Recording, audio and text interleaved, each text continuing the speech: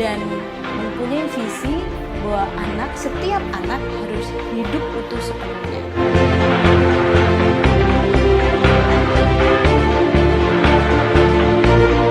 Mungkin WBI itu merupakan salah satu karunia mungkin.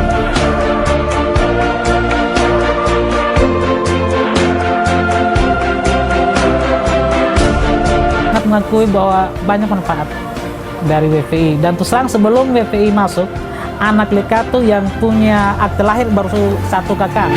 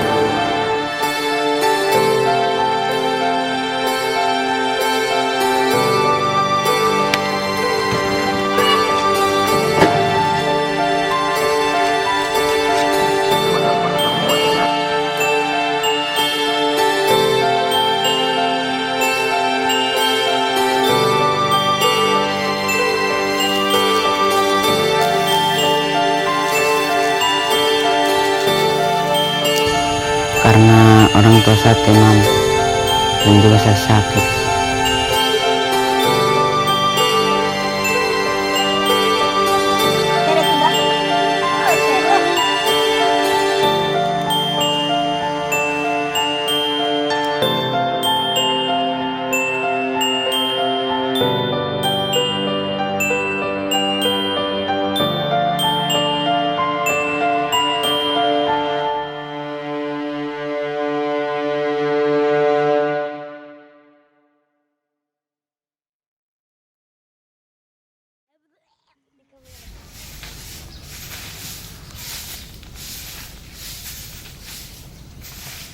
Anak adalah karunia yang terbesar bagi keluarga, agama, bangsa, dan negara. Dalam kehidupan berbangsa dan bernegara, anak adalah penerus cita-cita bagi kemajuan suatu bangsa. Mengapa tidak? Hak asasi anak dilindungi di dalam pasal 28B ayat 2 Undang-Undang Dasar 1945 yang berbunyi, setiap anak berhak atas kelangsungan hidup, tumbuh dan berkembang, serta berhak atas perlindungan dari kekerasan dan diskriminasi.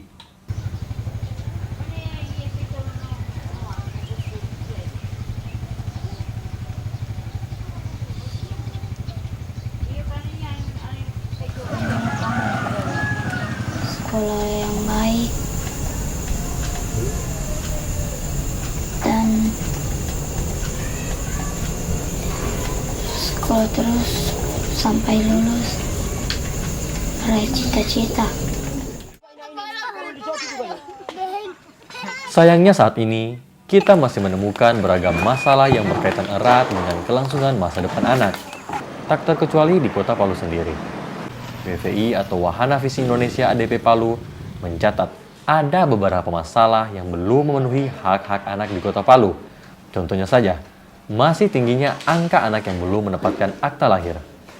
Isu ini merupakan fenomena gunung es, di mana khusus daerah Palu Utara saja terdapat 481 anak yang tercatat belum memiliki akta lahir. Belum lagi permasalahan gizi anak yang kurang dan anak yang putus sekolah.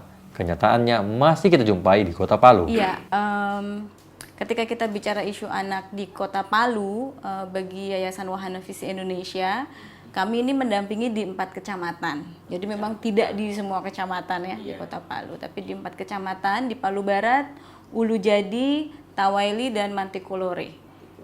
Jadi kita bisa menceritakan bagaimana situasi anak di sana. Anak-anak di 4 kecamatan tersebut banyak yang belum punya akta lahir. Ya, seperti kita ketahui, akta lahir adalah hak anak yang pertama begitu dia lahir untuk dicatat bahwa dia adalah warga negara Indonesia.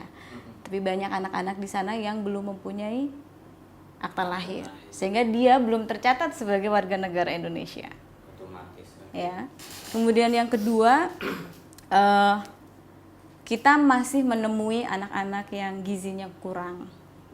Kemudian juga ketersediaan air bersih di beberapa tempat, yang juga memicu munculnya kasus-kasus diare pada anak-anak. Dan kita ketahui bahwa penyakit diare adalah salah satu penyakit yang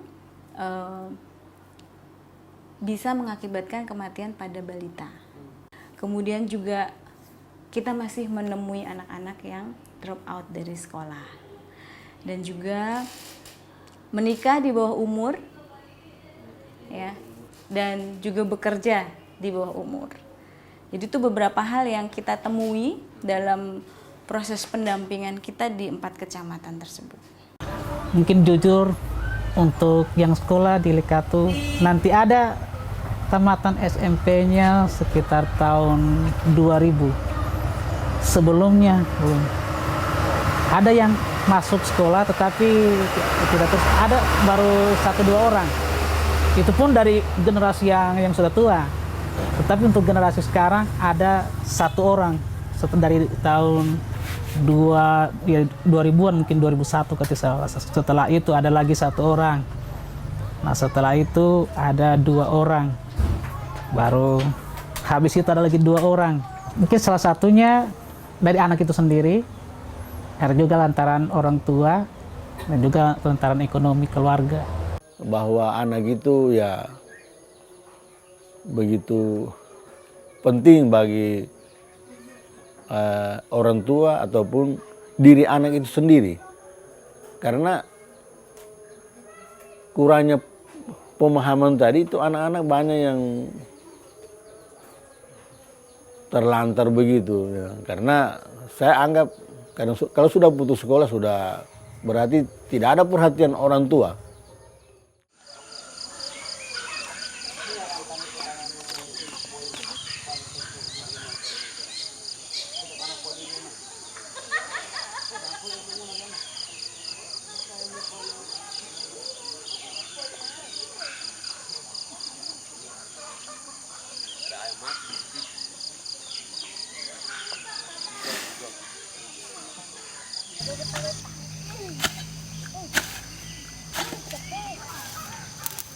Kelas 2.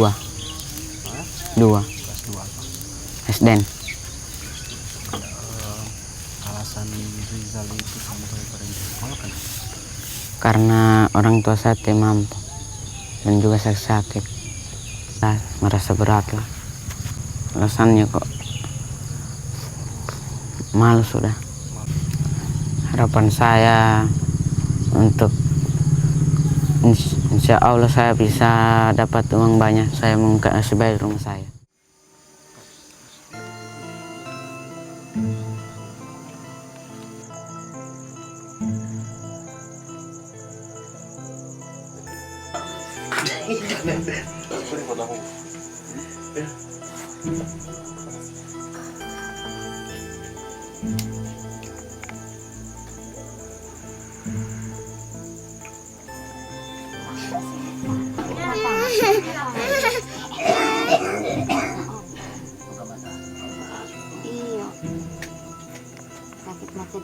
dah.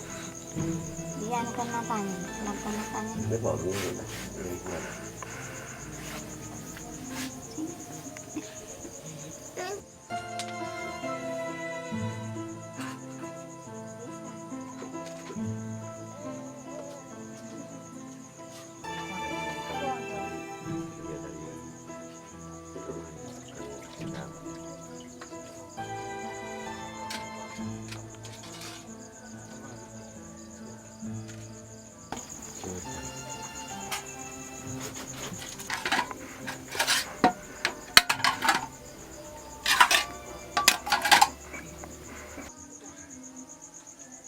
Kita berapa kali pertemuan ini hanya tentang gizi itu, karena ada beberapa anak-anak yang gizi buruk di sini, sehingga WPI angkat itu masalah ini, dan mereka juga siap memfasilitasi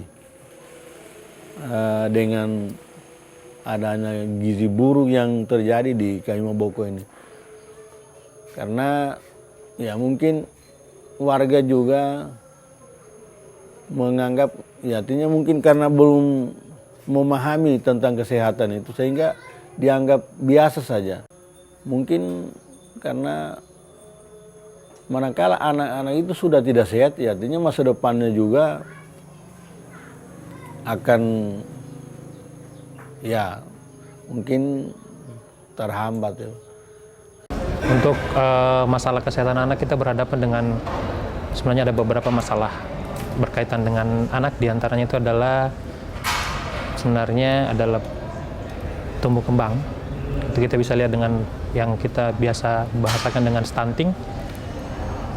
Kemudian yang kedua itu adalah gizi buruk, dan yang ketiga adalah gizi kurang. Itu secara keseluruhan itu adalah masalah di Kota Palu.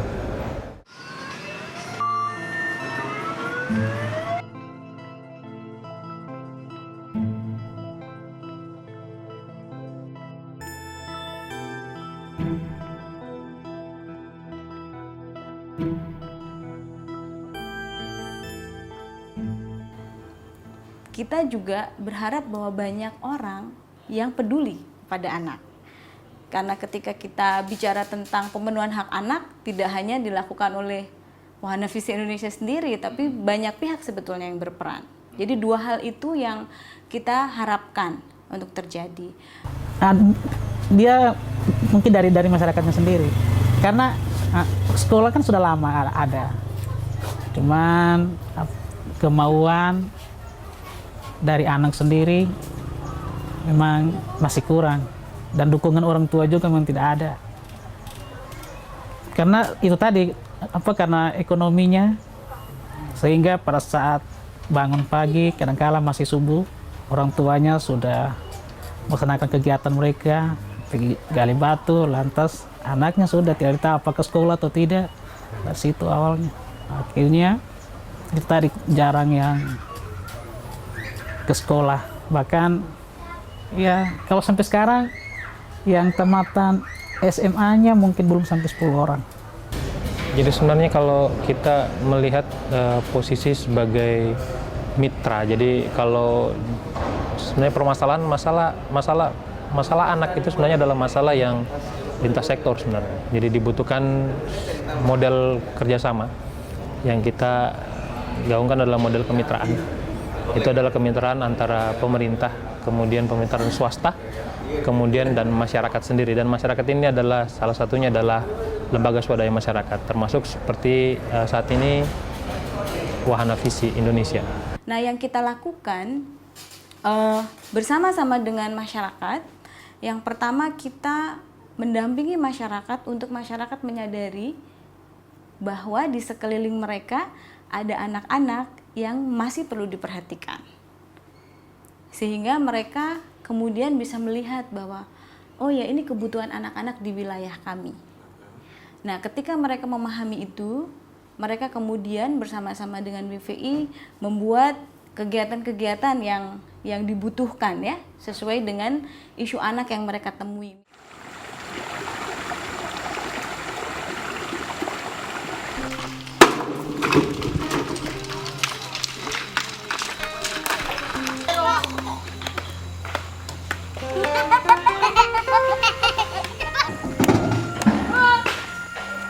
Keluarga mempunyai tanggung jawab terhadap pemenuhan kebutuhan pelayanan dasar anggotanya, seperti pendidikan, kesehatan, dan lingkungan hidup.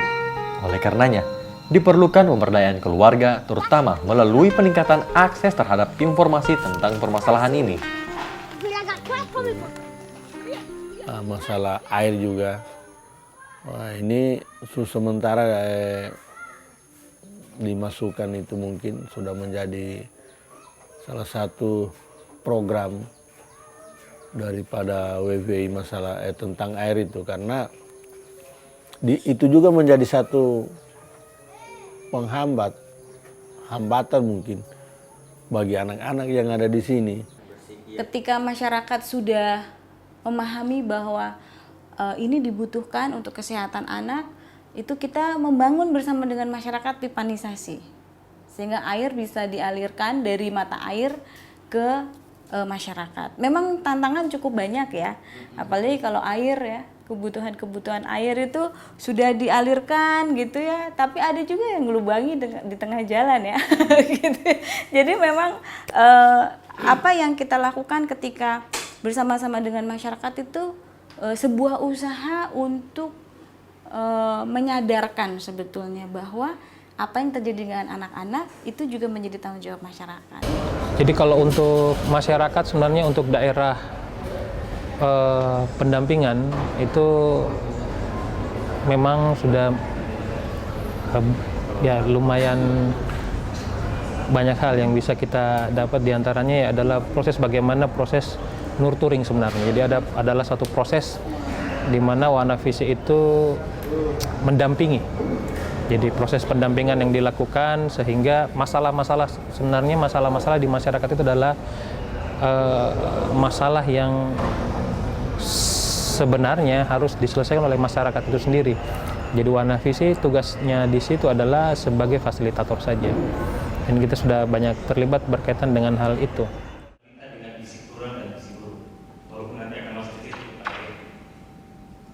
Ada hal yang menarik dari data yang ada di ini. Kita mengharapkan pemerintah mampu membuat kebijakan yang bisa melindungi generasi penerus untuk tetap sehat dan produktif, serta bagaimana kebijakan pendidikan di kota ini membuka kesempatan bagi anak-anak yang tidak mampu untuk dapat diberi akses mendapatkan pendidikan di dalam buku kaidah.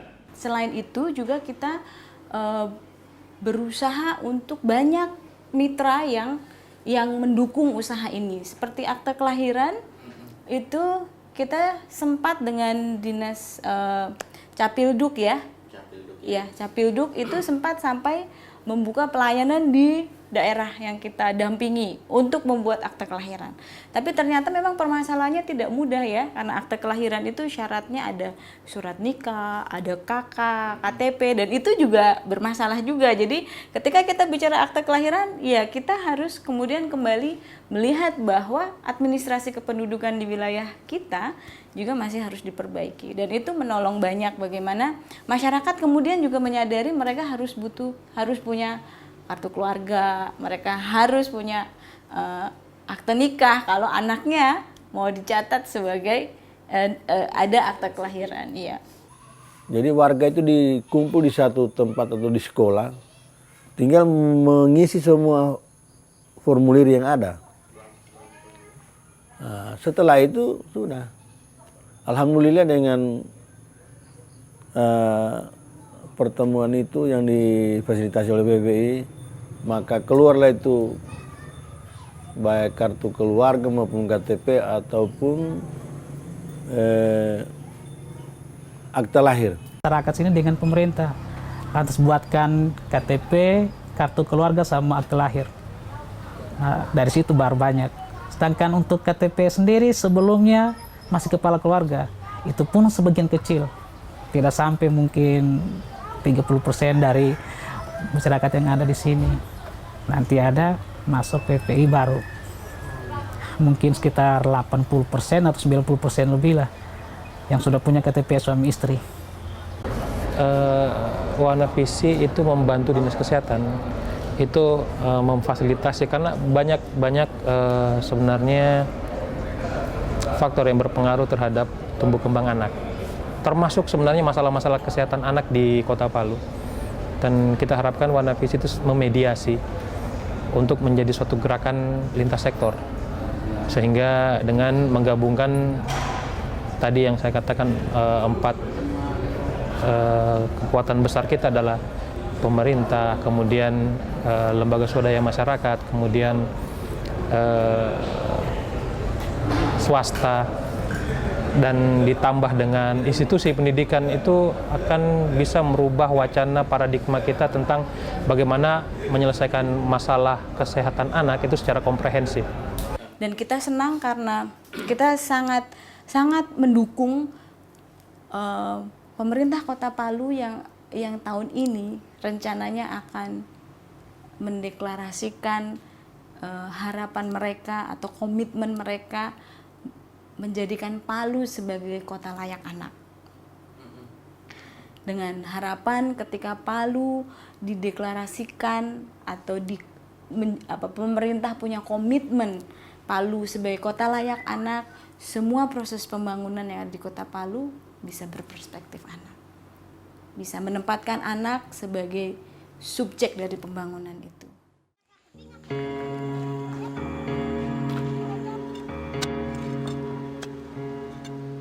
Kita harus memahami bahwa anak yang baik akan memberikan andil bukan hanya bagi keluarga dan lingkungannya, namun anak juga merupakan penentu sukses atau tidaknya sebuah bangsa pada masa yang akan datang.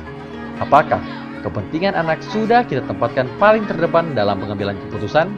Ataukah kita sudah mempersiapkan masa depan anak sedini mungkin melalui pemenuhan hak-hak anak seperti akte kelahiran, pemenuhan gizi anak, dan pendidikan yang baik? Bukankah kita akan bangga melihat anak kita bisa menjadi orang yang sehat dan sukses? Oleh sebab itu, kita mestinya menyadari segala hal yang kita lakukan selama ini seharusnya sudah benar-benar berpihak bagi perlindungan dan pemenuhan hak-hak anak. Untuk saya pribadi, saya optimis mungkin 5 bahkan sampai 10 tahun ke depan mungkin pasti ada perubahan. Dari anak tamatan tahun ini cuma 1 orang yang tidak melanjutkan di SMP. Dan sudah 3 tahun terakhir ini anak-anak yang sekolah SMP semuanya aktif. Beda dengan sebelumnya. Alhamdulillah di tingkat pendidikan sedikitnya beda dengan dulu.